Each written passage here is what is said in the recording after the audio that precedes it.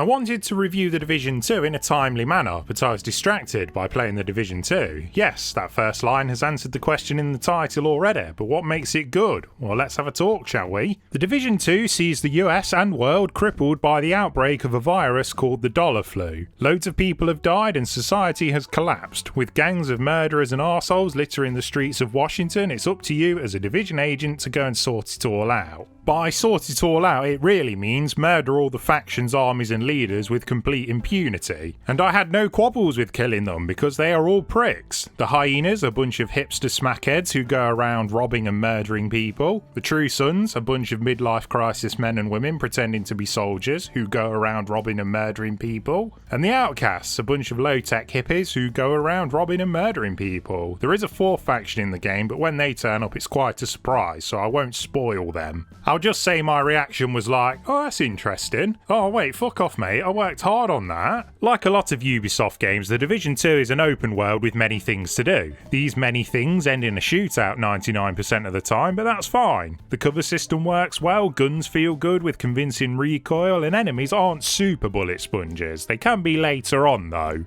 The AI on the enemies is very mixed. Each faction has its own types of units, like ones that will lay down cover fire, use drones to flush you out and so on. You get some nice variety in the fights because of that, but other times the AI has the preservation instincts of a scampi fry. They will just stand in the open or stay in cover and never pop out, letting you throw a cheeky grenade at their feet or let your drone drill them. The skills you unlock and use can dramatically change your playstyle, especially at the end game. I quite like the shield as it let me be more mobile, but those that enjoy using the cover system might want to plop their turret and drone out and hunker down. You then get even more customization once you unlock specializations. In the base game there are 3, and each one has its own signature weapon and skill tree to fill out. In the expansion there are some more, but you have to do some tasks to unlock them. So yeah, in terms of RPG mechanics, The Division 2 is quite deep, not to the point that it's intimidating though, as you're slowly introduced to its elements. It surprised me because I had the impression that in a looter shooter you just want to spec for damage, and there are many ways to accomplish that, but you can totally try out a crowd control or healing build. It's a well-structured game too. As you progress through the story, you unlock settlements around DC who need help with various projects and side missions. These all unlock new crafting recipes for you, from gun attachments to gear to mods. It's an addictive loop as you actually see the improvements you make to the settlements, and they really help the leveling experience from becoming stale, as you're always unlocking something interesting. Areas are level based in the base game, so you can't access it all in one go, but again it's something interesting to look forward to. As for playing co-op, it's all scaled, so if you have a mate who's high level and you want them to help you out, you will scale to their level and still get rewards appropriate to each of your levels. Top stuff. I was quite surprised by the expansion, Warlords of New York, as you actually go to Coventry in the UK. But once you arrive, you realise a societal collapse hasn't happened and it's just the norm, and then you go back to DC. Quite anticlimactic, but unique. Joking, obviously. You go to New York and hunt down some rogue Division agents, and it's a lot more free form than the base game. Areas aren't accessible based on your level, and you can progress through the 4 targets however you want. It also has 3 factions from the original game. You could argue it's just recycling an old environment and enemies from a previous game rather than making new content, but it's still more variety to an already decent product. Doesn't take long to finish, and once you do, you unlock a hell of a lot of endgame stuff to mess around with, and that's where I've got to really. I've not got balls deep into it yet. There's a skyscraper with 100 floors worth of scumbags that randomly generates each time, but that's all I've looked at. But even if I stop playing the Division 2 here, and I'm not, I've easily got my money's worth. With a couple of mates it can provide hours of fun for 15 quid, and that's including the expansion. You can't go wrong.